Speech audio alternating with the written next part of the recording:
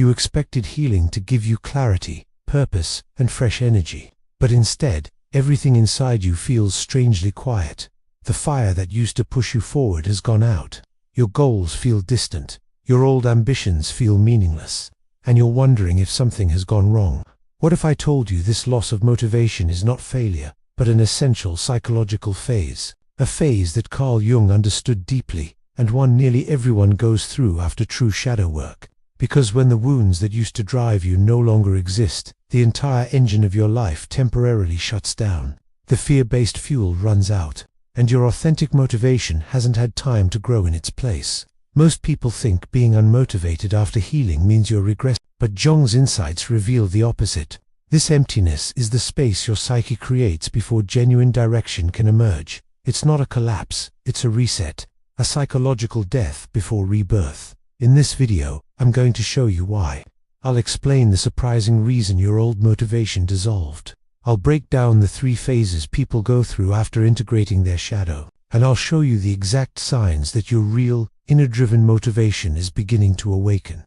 If you've been exhausted from pretending to care about things that used to matter, you're in the right place. If you've been frustrated because you should feel driven, but instead feel numb, you're not alone, and you're not broken. You're simply in the psychological in-between space Jung saw again and again in his clinical work. Your emptiness is not a mistake. Your stillness is not laziness. Your lack of drive is not proof that you're lost. This is the moment your old identity stops performing, and your deeper self begins preparing to speak. Stay with me, because understanding this phase could completely change how you see your healing journey. By the time we reach the end, you'll know exactly why your motivation collapsed and why that collapse is the clearest sign that your integration worked. You did the deep work you were told would set you free.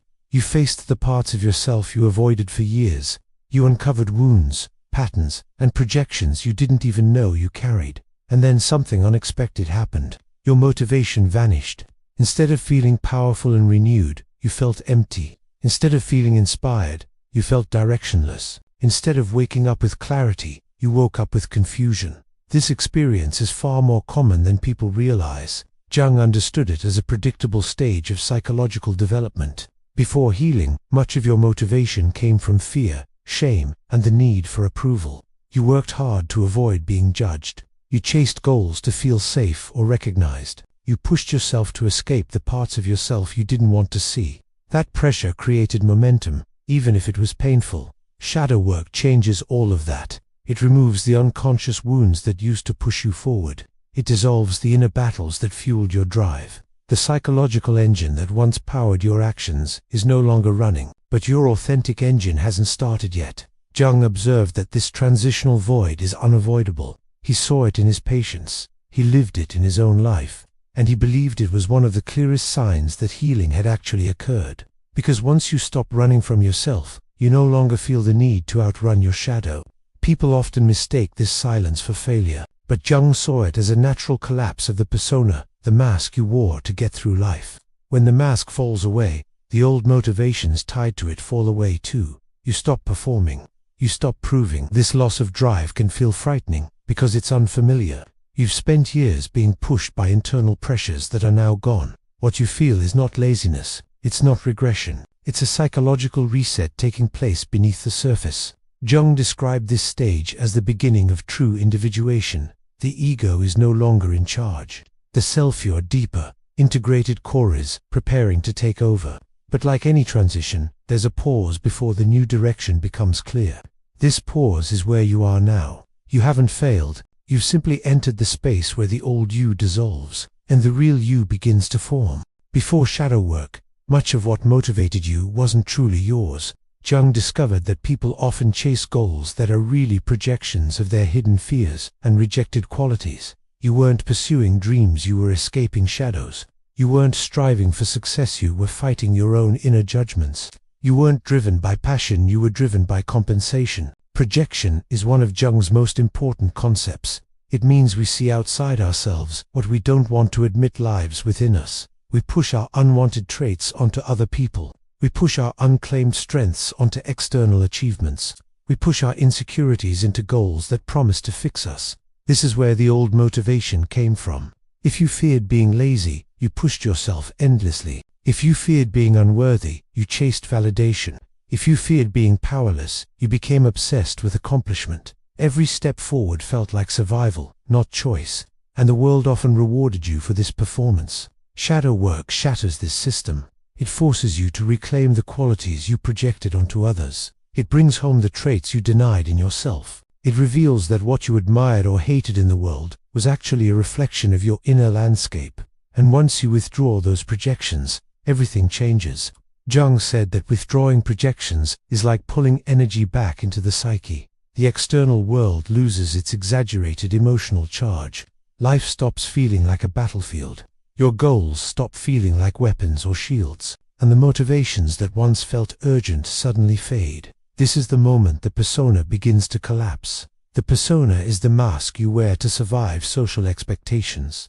It's the version of you shaped by fear, conditioning, and childhood survival strategies. It tells you who you should be. It tells you what goals you must pursue. When shadow work integrates the rejected aspects of the psyche, the persona loses its grip.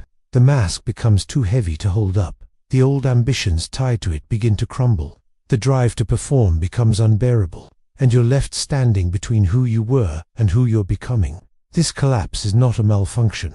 It's the liberation of your inner energy from false identities. It's the breaking of chains you never realized you carried. And it's the beginning of psychological truth, replacing psychological performance. Jung saw this stage as both disorienting and essential. It marks the point where external motivations die, and internal, authentic desires begin waiting to rise. After the persona collapses, you enter a stage that feels like nothingness. Jung saw this over and over in people doing deep inner work. He called it a necessary descent into the unconscious. Modern language might call it the psychological void. It's the moment when everything familiar inside you goes quiet. Your past ambitions don't make sense anymore. Your routines feel hollow. Your emotional responses feel muted or distant. Even things you used to care about feel strangely irrelevant. It's as if the inner world has gone dark, so something new can grow in silence. Jung believed this void is unavoidable. He understood that when the ego loses its old structures, it needs time to reorganize. The psyche must recalibrate without the pressure of fear-driven motivation. This pause is not stagnation, it's incubation. Think of it as the moment a seed sits underground before sprouting.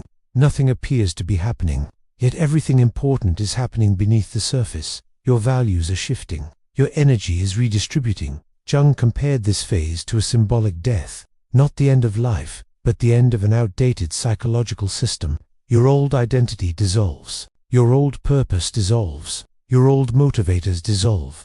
People often panic here because they mistake this silence for depression, but Jung explained the difference clearly. Depression drains life energy. The void stores it. Depression collapses meaning. The void clears space for meaning to emerge. This phase tests your patience. You can't rush it. You can't force clarity. You can't rebuild your old motivation, because your psyche refuses to go backward. Jung wrote that the unconscious has its own timing. He emphasized that forcing action during this period creates false solutions. You might try to jump back into old habits. You might attempt to chase old goals again, but your inner self won't cooperate. The void feels like nothingness, but it's really the beginning of individuation. It's the moment your deeper self starts preparing to take the lead. It's the space where authentic impulses begin forming quietly. It's the psychological winter before your inner spring. And even though it feels uncomfortable, it is a sign of profound transformation. Trust this emptiness. It is the doorway to the version of you that is no longer driven by shadow, fear, or performance. Jung believed this silence is where your real life starts to take shape. Not loudly, but slowly, naturally, from within. Eventually, something subtle begins to shift inside you. Not with fireworks, not with sudden clarity, but with quiet inner signals that feel different from anything you've known before. This is the beginning of authentic motivation. Jung believed this motivation comes from the self, not the ego. The self is the integrated core of who you are beneath conditioning and shadow. It doesn't push from fear. It doesn't demand constant performance. It draws you forward with gentle but steady energy. This new motivation feels calm rather than frantic. It feels natural rather than forced. It feels like curiosity instead of pressure. It feels like alignment instead of obligation. And at first, it can feel strange because it lacks the intensity you're used to. Jung wrote that authentic desires often appear quietly. They don't shout the way fear-driven ambitions do. They whisper, they nudge, they guide rather than command. People often overlook these early signals because they expect passion to feel loud.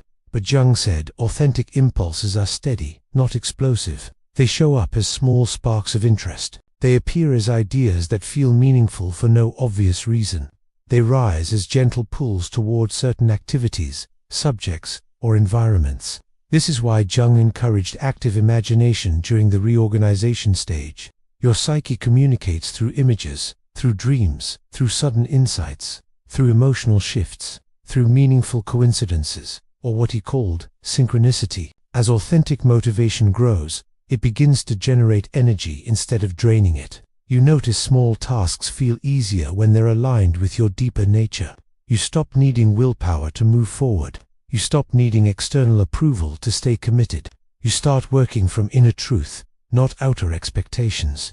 Jung observed that people in this stage often experience quiet fulfillment, not the adrenaline rush of ego-driven striving, not the panic-fueled productivity of avoidance, but a grounded sense of this feels right, a steady inner yes that doesn't need explanation. This is the rebirth that follows the void. It's the emergence of a motivation that can't be shaken by fear. It's the beginning of a life created from your integrated self. And it's the proof that your shadow work has become transformation, not theory. Authentic motivation doesn't force you forward, it invites you forward. It grows as you listen, not as you push. This is the motivation that lasts. This is the motivation that sustains you.